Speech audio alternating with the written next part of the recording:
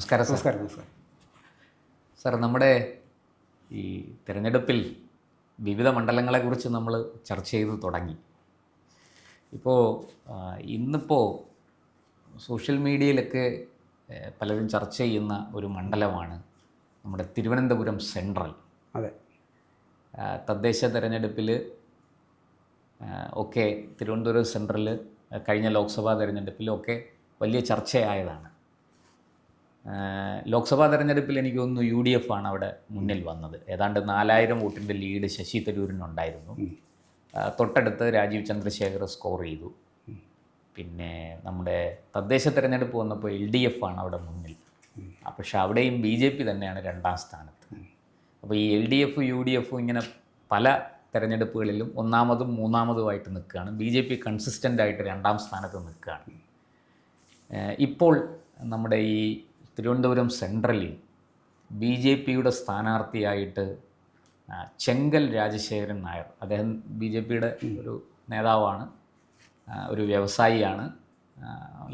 വെറും വ്യവസായിയല്ല, പേര് കേട്ട വ്യവസായിയാണ്. രാജ്യത്തിനകത്തും പുറത്തും അദ്ദേഹത്തിന് നിക്ഷേപങ്ങളുണ്ട്. അദ്ദേഹത്തിൻ്റെ ബിസിനസ് വളരെ വിപുലമായ ഒരു ശൃംഖലയാണ്. അദ്ദേഹം തിരുവനന്തപുരത്ത് BJP സ്ഥാനാർത്ഥിയാകും എന്ന ഒരു ശ്രുതി ഇങ്ങനെ പരന്നിട്ടുണ്ട്. സാധ്യതയുണ്ട്. അദ്ദേഹം കഴിഞ്ഞ തെരഞ്ഞെടുപ്പിലും നെയ്യാറ്റിൻകര നിന്ന് മത്സരിച്ചതാണ്. അപ്പോൾ ഇക്കുറി എന്താണ് തിരുവനന്തപുരം സെൻട്രലിൻ്റെ ഒരു ചിത്രം നമുക്ക് എങ്ങനെ വിലയിരുത്താനാകും? തിരുവനന്തപുരം സെൻട്രൽ 1957 മുതൽക്ക് നിലവിലുള്ള തിരുവനന്തപുരം സെൻട്രലായിട്ടുള്ള പേര് തിരുവനന്തപുരം പഴയ വെസ്റ്റാണ്. തിരുവനന്തപുരം വെസ്റ്റാണ്. ഇത് 57 മുതൽ നിലവിലുള്ള ഒരു മണ്ഡലവും 2008 മണ്ഡല പുനർനിർണയം പ്രകാരം തിരുവനന്തപുരം സെൻട്രലായി പേര് മാറ്റം സംഭവിക്കുകയും 2011 മുതൽ അവിടെ തിരുവനന്തപുരം സെൻട്രലായിട്ട് അറിയപ്പെടുകയും ചെയ്തു. ആദ്യം ഈ തിരുവനന്തപുരം സെൻട്രൽ എന്നുള്ള പേര് ആയതിനു ശേഷം മത്സരിച്ച തെരഞ്ഞെടുപ്പുകളിൽ 2 തവണ കോൺഗ്രസിലെ VS ശിവകുമാർ, പിന്നീടാണ് നമ്മുടെ ഇപ്പോഴത്തെ ആന്റണി രാജു. അദ്ദേഹത്തിന് ചെറിയൊരു കുരുക്ക് ഊരാൻ അദ്ദേഹം നോക്കുന്നുണ്ടെങ്കിലും ഇപ്പം മത്സരിക്കണമെങ്കിൽ അദ്ദേഹത്തിന് ബുദ്ധിമുട്ടാണ്. ചില ഭാഗങ്ങളിൽ നിന്നുള്ള കൃത്യമായ നിർദ്ദേശം ലഭിച്ചതിന് ശേഷം മാത്രമേ മത്സരിക്കാൻ കഴിയുള്ളൂ. അതിൻ്റെ പൊളിറ്റിക്കൽ സൈഡിലേക്ക് വന്നു കഴിഞ്ഞാൽ ഇതൊരു തീരദേശ മേഖല ഉൾക്കൊള്ളുന്ന മണ്ഡലമാണ്. ഒരുപാട് പ്രത്യേകതയുള്ള മണ്ഡലമാണ് വെസ്റ്റ് എന്ന് പറയുന്നത്. അപ്പോൾ ആദ്യകാലങ്ങളിൽ 57 മുതൽ തെരഞ്ഞെടുപ്പിൻ്റെ ചരിത്രം വെച്ച് നോക്കിക്കഴിഞ്ഞാൽ ഇത് PSP, പ്രജാ സോഷ്യലിസ്റ്റ്, പഴയ പ്രജാ സോഷ്യലിസ്റ്റ് പാർട്ടി, ഇപ്പം തുടങ്ങിയിട്ട് പിന്നെ അവസാനം അത് എനിക്കൊരു 3ാമത്തെ 4ാമത്തെ തിരഞ്ഞെടുപ്പുകളിൽ RSP പിന്നെ ഇത് കൈയടക്കുന്നുണ്ട് മണ്ഡലം. പിന്നെ ഒരു തവണ ലീഗ് പിന്നെ കൊണ്ടുപോയിട്ടുണ്ട്. മുസ്ലിം വോട്ടുകൾ നിർണായക സ്വാധീനമുള്ള ഒരു മണ്ഡലമാണ്. LC വോട്ടുകൾ നിർണായക സ്വാധീനമുള്ള മണ്ഡലമാണ്. ക്രിസ്ത്യൻ വോട്ടെന്നല്ല പറയേണ്ട, ക്രിസ്ത്യൻ വോട്ടെന്നല്ല പറയേണ്ട, LC വോട്ടുകൾ ഉറപ്പായും. പക്ഷെ സാർ, ഒരു കാലത്ത് RSPയുടെ പങ്കജാക്ഷന്റെ ഒക്കെ തട്ടകമായിരുന്നു. അത് അന്നത്തെ പൊളിറ്റിക്കൽ കാലാവസ്ഥ അല്ലെന്ന്, അതുകൊണ്ടാണ് എൻ്റെ പ്രശ്നം. അപ്പം അതിന് മുമ്പും PSP ഉണ്ടായിരുന്നു. അപ്പം അതിനെ ഈ മണ്ഡലം രൂപപ്പെട്ട് പൊളിറ്റിക്കൽ വഴികളിലൂടെ കടന്നു വരുന്ന ഒരു ചരിത്രമുണ്ട് ഇതിനകത്ത്. അപ്പോൾ ആ ചരിത്രം ഇപ്പോൾ ഈ LC വോട്ട് പോലെ അല്ലെങ്കിൽ മുസ്ലിം വോട്ട് പോലെ അത് ഏതാണ്ടൊക്കെ ഇത്തരം വോട്ടുകളൊക്കെ ഒന്ന് കൺസോളിഡേഷൻ സംഭവിക്കുന്നതാണ്. പക്ഷെ അതേപോലെ തന്നെ കൺസോളിഡേഷൻ സംഭവിക്കാവുന്ന കുറച്ച് പിന്നെ ഹിന്ദു വോട്ടുകളും ഉള്ള സ്ഥലമാണ് ട്രിവാൻഡ്രം. അത് നമ്മുടെ ഇപ്പോൾ തെരുവ് ഒക്കെ സംഭവിച്ചു കഴിഞ്ഞാൽ നമുക്കതറിയാൻ പറ്റും. അങ്ങനെയും കുറച്ച് അത് മറ്റേ ശതമാനത്തോളം വരില്ല എന്ന് മാത്രമേ ഉള്ളൂ. ഇവിടെ അതും ഒരു കൺസോളിഡേറ്റഡ് വോട്ടാണ് ഇവിടെ ഉള്ളത്. പിന്നെ എനിക്ക് തോന്നുന്നു നമ്മളിത് എടുക്കുമ്പോൾ നായർ ഭൂരിപക്ഷമുള്ള ഒരു മണ്ഡലമാണ്. അതാണ് ഞാൻ പറഞ്ഞു വരുന്നത്. ഇത് പിന്നെ ഈ നമ്മുടെ ഈ റിസൾട്ട് വെച്ച് നോക്കുമ്പോൾ തന്നെ, അതായത് ഇപ്പോൾ VS ശിവകുമാർ മത്സരിക്കുമ്പോൾ ശിവകുമാർ ആദ്യകാലങ്ങളിൽ വലിയ പ്രസിദ്ധനൊന്നും അല്ലായിരുന്നു.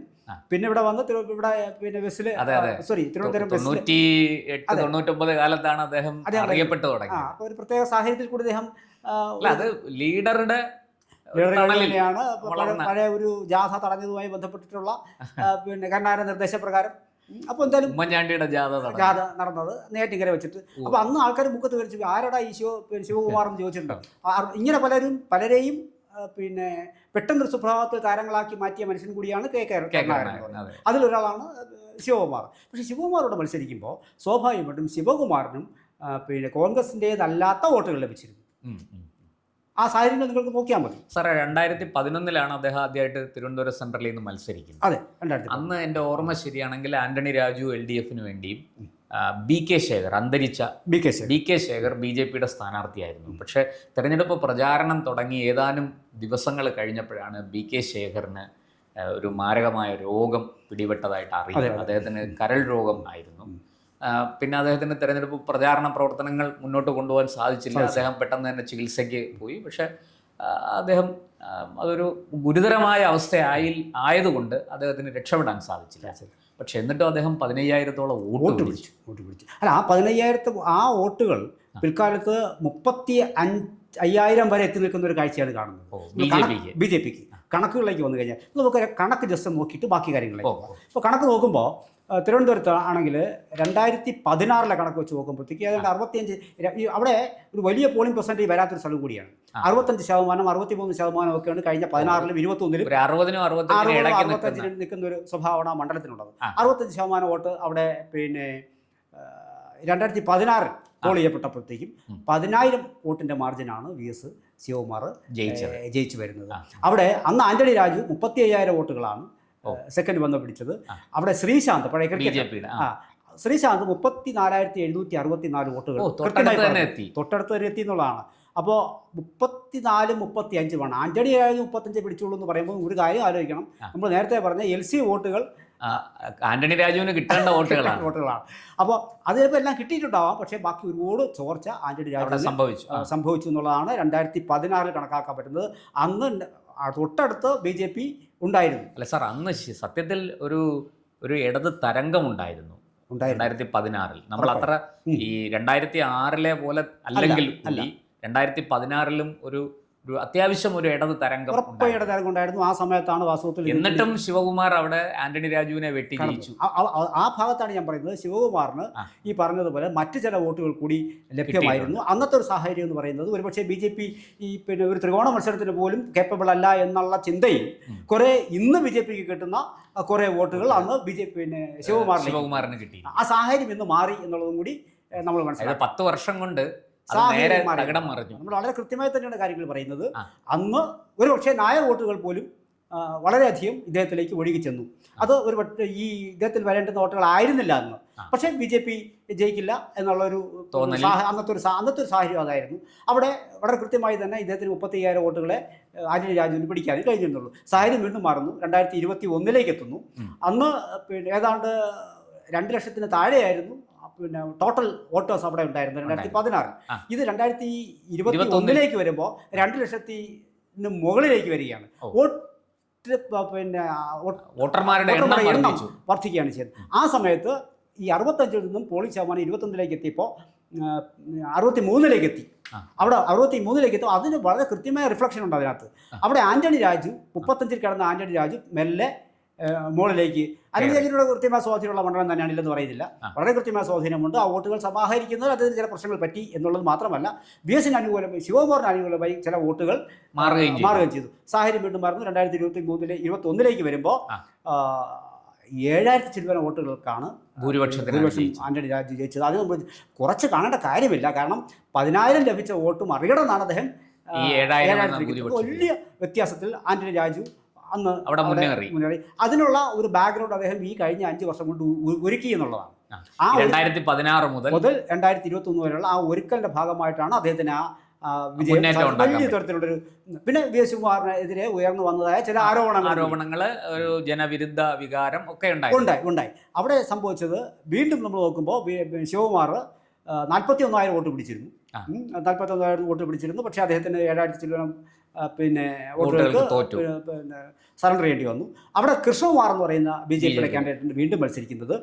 അവിടെ നമ്മൾ വളരെ കൃത്യമായിട്ട് ഓർക്കേണ്ടത്, ശ്രീശാന്ത് മത്സരിക്കുമ്പോൾ കിട്ടുന്ന 34,000 ചില്ലറ വോട്ട് ഇദ്ദേഹം മത്സരിച്ചപ്പോഴും 34,990 ശകലം കൂടെ കൂടി എന്നുള്ളതല്ലാതെ. പക്ഷേ ശ്രീശാന്ത് പിന്നെ ഒരു ക്രിക്കറ്റർ എന്നുള്ള തരത്തിലും ഇദ്ദേഹം ഒരു ആക്ടർ എന്നുള്ള തരത്തിലുമാണ്. പക്ഷേ എന്തായാലും 2 സെലിബ്രിറ്റികളാണ് മത്സരിച്ചത്.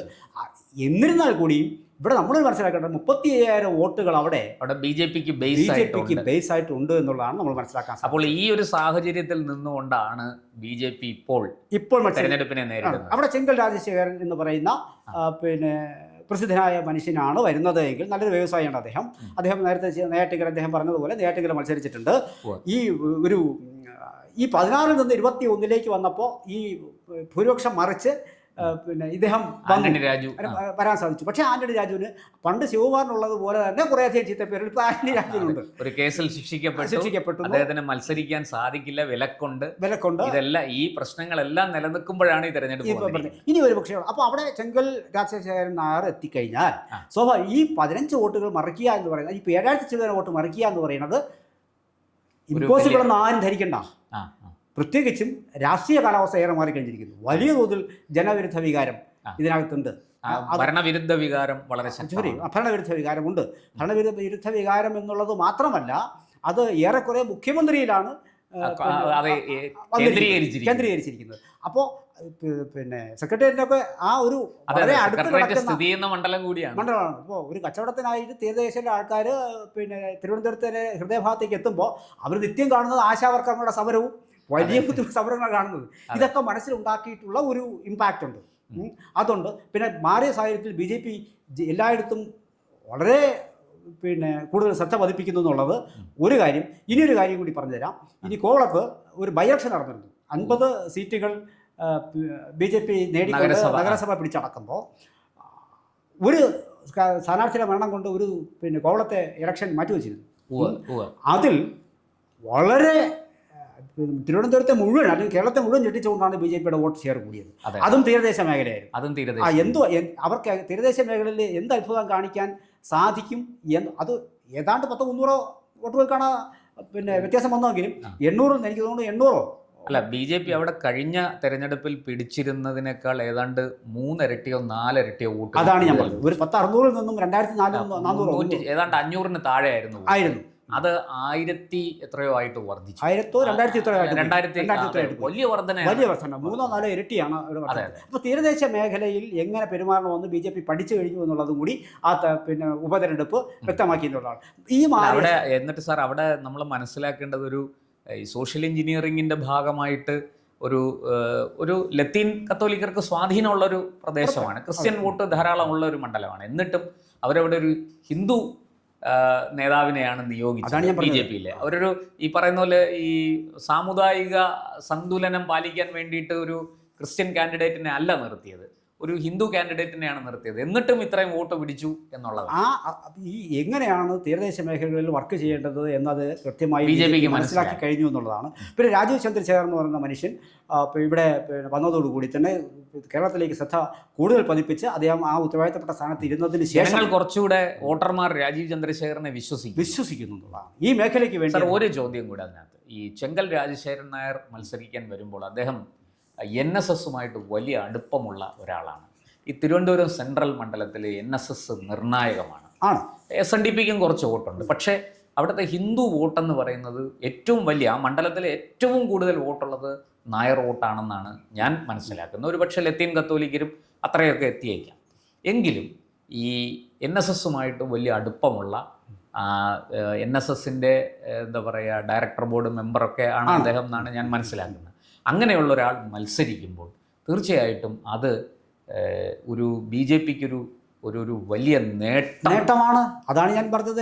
നേരത്തെ ശിവകുമാർ മത്സരിച്ച സാഹചര്യത്തിൽ ശിവകുമാറിന് ലഭിച്ചതായിട്ടുള്ള ആ നായർ വോട്ടുകൾ ഒരു പക്ഷേ ഇത്തവണ ചെങ്കൽ രാജശേഖരൻ നായർ കിട്ടാൻ. പിന്നെ ഈ LC വോട്ട്സ് ആന്റണി രാജു മത്സരിക്കാത്ത ഒരു സാഹചര്യം വരികയും അത് CPM ഏറ്റെടുക്കുകയും ചെയ്താൽ പോലും CPM അരിവാൾ ചുറ്റിക നക്ഷത്രത്തോട് LC കമ്മ്യൂണിറ്റിക്ക് യോജിപ്പുണ്ടാകാനുള്ള സാധ്യതകളൊന്നുമില്ല.